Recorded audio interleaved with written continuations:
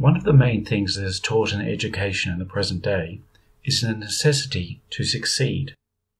This isn't actually taught directly as part of the curriculum, but it is taught through the curriculum. It is taught as a result of the education system that everyone goes through. Learners are taught to fear failure just as surely as they are taught to read and write, because failure is synonymous with stupidity. Failure is the worst thing ever. The problem with such an emphasis on success is that education, and therefore society as a whole, is built around it. If a project fails, then it is a problem. The teacher sees it as a problem, and therefore the learner is taught to see it as the most important issue and the thing to be avoided at all costs. Despite this, in the last few years in business and organizations, that perspective has begun to change.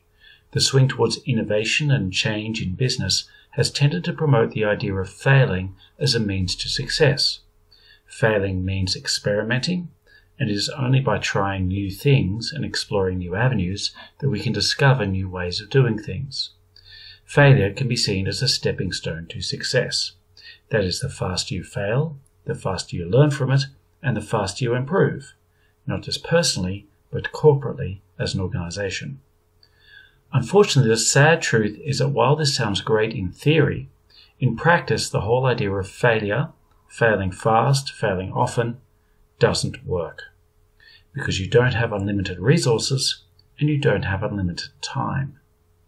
It only really works as long as you view it as research rather than actual product manufacturing. And most importantly, only if you have enough resources to continue the research for as long as possible until you get the result you need. It's hard to implement this in an educational situation because A, most schools don't have unlimited time or resources, and B, it's far easier to follow a particular way of doing something, such as the way we teach maths, or the way we teach English, or the way we teach science, that you know is guaranteed to get a result. And the point is to learn about the result, not to rediscover it, or to blaze new trails or new methods that have no guarantee to actually go anywhere. Besides, no one really wants their child or themselves to be part of a giant educational experiment with no guarantees that anything will come of it. Success, particularly academic or grade success, is still seen as the gold standard of education, and most people are preferring to go to schools who can promise to deliver on that standard. Too much of an emphasis on success means, of course, that the learner doesn't want to try because they might fail. The emphasis becomes about success in grades or achievements rather than in learning itself. If academic success is seen as the ultimate prize, then we obviously need some way of defining what that success looks like, and the easiest way of doing that is to use a standardized test or exam as the proof. Tests and exams are great for this. They are easy to do, streamlined, repeatable, and most of all scalable to many students easily. If the emphasis is on success, then the exam becomes the most important part of the entire learning process. Now you might be thinking, what does this person have against exams? Why does he hate exams so much? What have exams ever done to him? Actually, I'm very much in favor of testing. I think it's incredibly important that learning is assessed and that assessment is carried out systematically, objectively, and frequently. How do we know if any learning has actually taken place at all unless we actually assess the learner themselves? Assessment is a good thing and very important, not just for the teacher's benefit, so that they can see where someone needs to improve, but also for the learners, so that they can see that they have actually improved, and by how much they still need to go. However, assessment has become the be-all and end-all of the education process.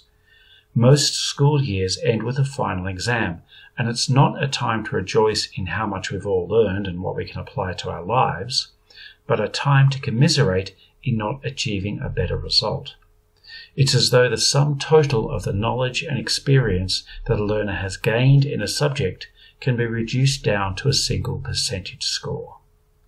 As I said, easy to do, streamlined, repeatable, and most of all scalable to many students easily. If the emphasis is on learning, though, then assessment is still important, but it doesn't become all important. It should be there, but only as a way of encouraging more performance, not less. What is it that motivates people to take up complex hobbies and improve their skills over time until they voluntarily want to be assessed? Generally, they're motivated by enjoyment of learning rather than just by being successful, and usually success comes naturally as a result. As it stands at the moment, the fear of failure and of letting everyone down demotivates a lot of learners and casts a shadow over their entire learning experience. This fear turns failure into a monster that is ready to pounce on them if they make one wrong move, and puts so much pressure on people, particularly young people, because suddenly everyone's future happiness, not just their own, but seemingly everyone's, depends on their success. The argument is that competition promotes better performance.